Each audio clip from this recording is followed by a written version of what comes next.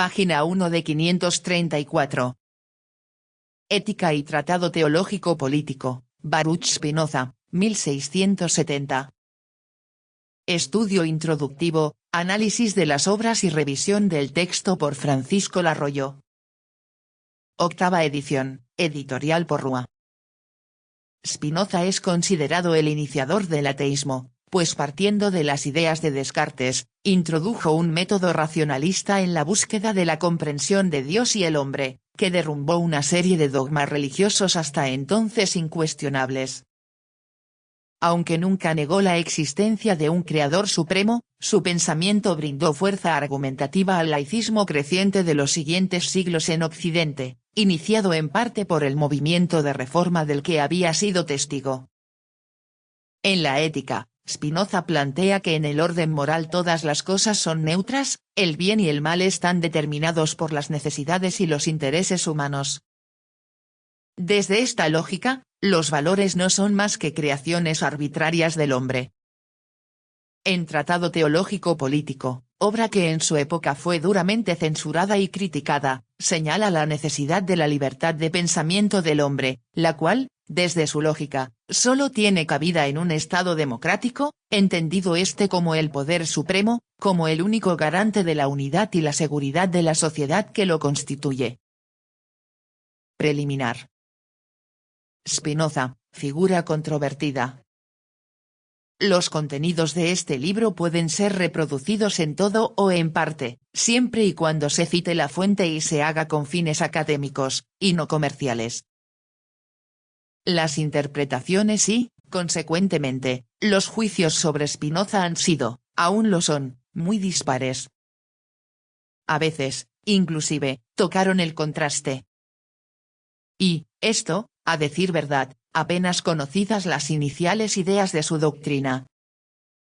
Ya en vida tuvo Spinoza amigos y enemigos. Pocas, muy pocas filosofías, en verdad, han suscitado a lo largo de la historia tanto entusiasmo y tanta censura, a la vez. En dos direcciones se acusa esta discrepancia. Primero, en punto a su concepción teológica religiosa. Después, tocante a sus reflexiones teoréticas.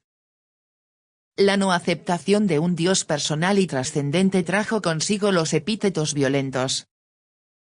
Juan Colerus declara que el Dios de Spinoza es un Dios imaginario. Años antes se habían producido también en contra Aubert de Verse, Wittichius, Poiret, Reggio y Lanus. Identificar Dios y naturaleza, Deus sive natura, le granjeó mayormente el ser calificado de ateo.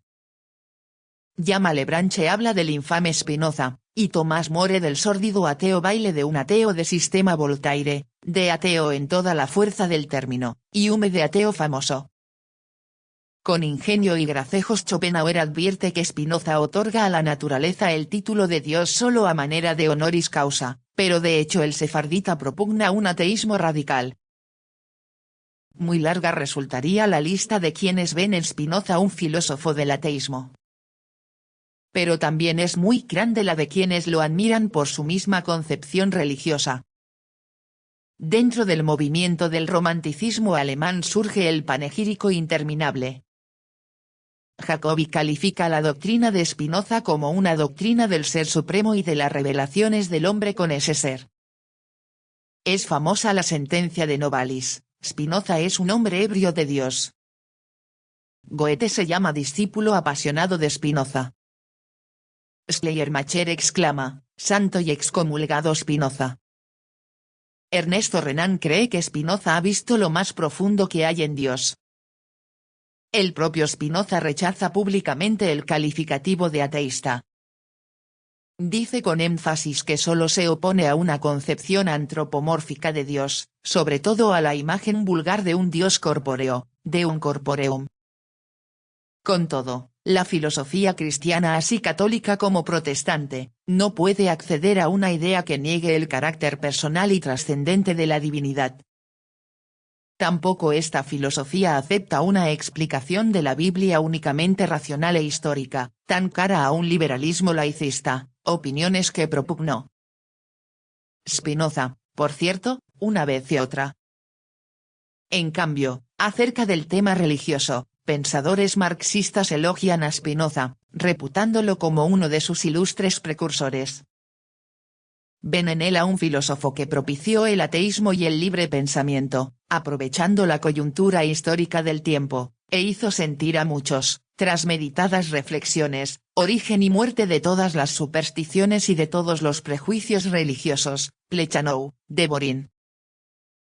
Respecto a las bases teoréticas del sistema, algunos subestiman sus aportaciones. Juan Regino declara que Descartes es el verdadero arquitecto del spinozismo.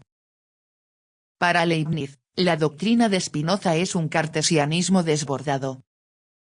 Asimismo, Emilio Saiset en su obra Introducción a las obras de Spinoza acentúa que solamente es un discípulo de Descartes.